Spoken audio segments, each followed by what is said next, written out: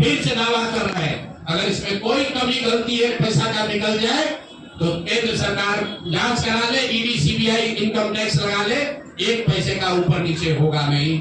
और ये बात अब यहाँ से खत्म होनी चाहिए। मेरे लिए अपमान की बात है कि आप कहते हैं कि अशोक चौधरी भी चोरी किया है, प्रशांत किशोर भी चोरी किया है। हम इन लोगों के पंक्ति में खड़ा होने वाले लोग नहीं हैं। मरना पसंद है लेकिन इन चोर नेताओं के साथ बराबरी पर खड़ा नहीं हो सकते हैं। हम लोग चोरी नहीं करते हैं। और अब मैं अब आपसे सवाल पूछ रहा हूं। अब आप जिस काम के लिए आप जुड़े हैं, पहला इल्जाम सीधा और सीधा कि वैभव विकास ट्रस्ट पर न्यास पर है। मुन्ना जी ने पेपर जारी किया है। न्यास के जो मुख्य पदाधिकारी हैं जियालाल आर्य जी, मैं आज भी समझता हूं आप बहुत ईमानदार व्यक्ति हैं। आप बताइए कि पिछले एक साल में जब से अशोक चौधरी की बेटी की सगाई अर्पिता कुणाल के लड़के से हुई है, उसके बाद से 100 करोड़ से ज्यादा की संपत्ति पटना में न्यास के द्वारा खरीदी गई है। जियालाल आर्य जी, अगर जैसे मैंने बताया है अभी प्रेस के सामने, आप प्रेस के सामने आइए और बताइए, न्यास का अकाउंट जारी करिए कि कहां से ये पैसा आपके पास आया, कहां से ये 100 करोड़ रुपए न्यास के पास आए। जब से न्यास बना है उसमें 10 करोड़ का भी संपत्ति नहीं खरीदा गया। पिछले एक साल में 100 करोड़ का ज्यादा से ज्यादा का संपत्ति ऐसे खरीदा गया है। आप व्यक्तिगत तौर पर ईमानदार हैं, वो तो नीतीश कुमार भी ईमानदार, मनमोहन सिंह भी ईमानदार थे, लेकिन जिस न्यास के आप मुखिया हैं, ये कहने से बात नहीं बनेगी कि हमको जानकारी नहीं है।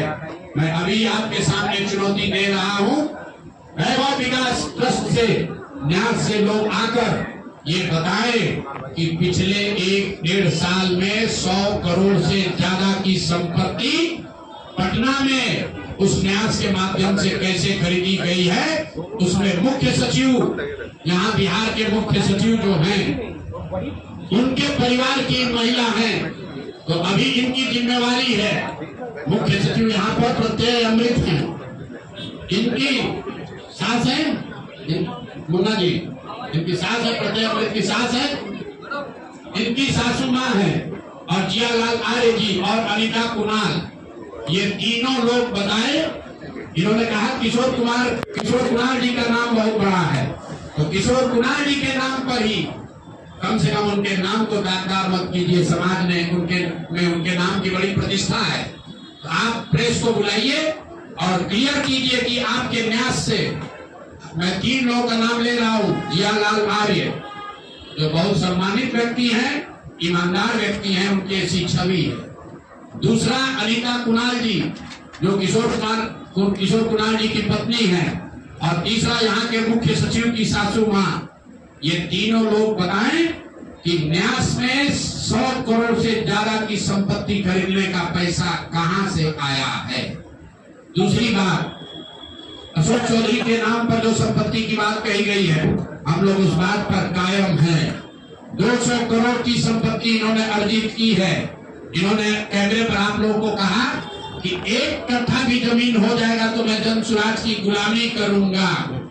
मेरे भाई, मुन्ना जी ने अभी पूरा डॉक्यूमेंट जारी किया है। अगर या तो उसको आप रिबटल कीजिए कि ये आपका जमीन नहीं है, और अगर जमीन है तो जन स्वराज की गुलामी मत कीजिए। बिहार के लोगों की गुलामी के लिए तैयार होइए, इस्तीफा दीजिए।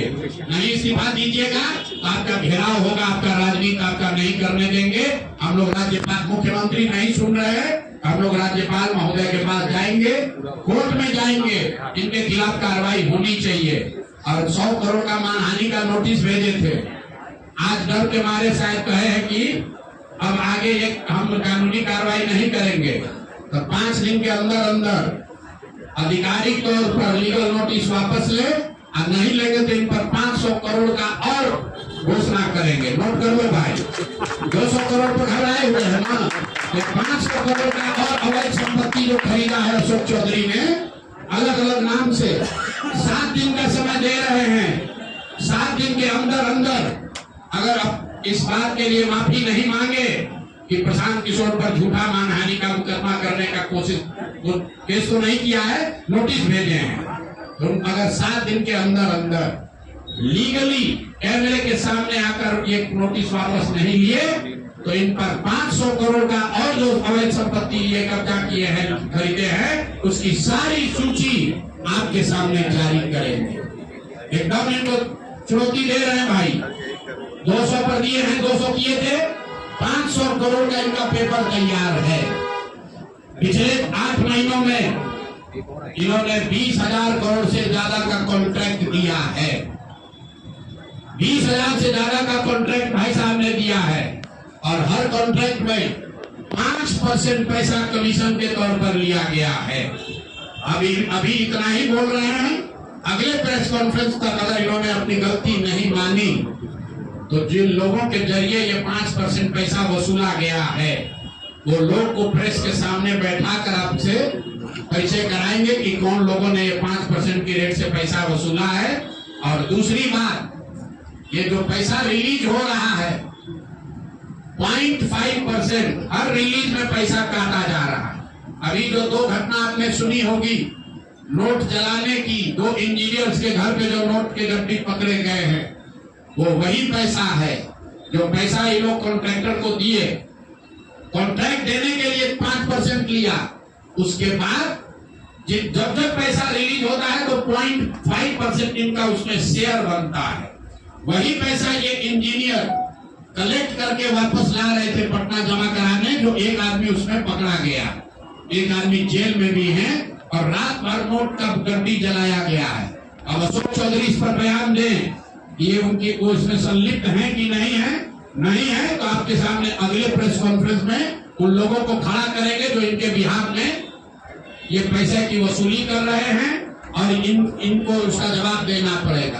अशोक चौधरी बंद। अब आ जाइए आज की सबसे बड़ी जो जिस चीज के लिए आपको बुलाए हैं, बिहार के उप मुख्यमंत्री सम्राट चौधरी, इन पर मेरा सीधा आपके माध्यम से सरकार को, बिहार के गवर्नर से, बिहार सरकार से, केंद्र सरकार से मेरा अनुरोध है कि इनको हत्या के आरोप में, ये हत्या के अभियुक्त हैं, इनको तुरंत पद से बर्खास्त करके गिरफ्तार किया जाए।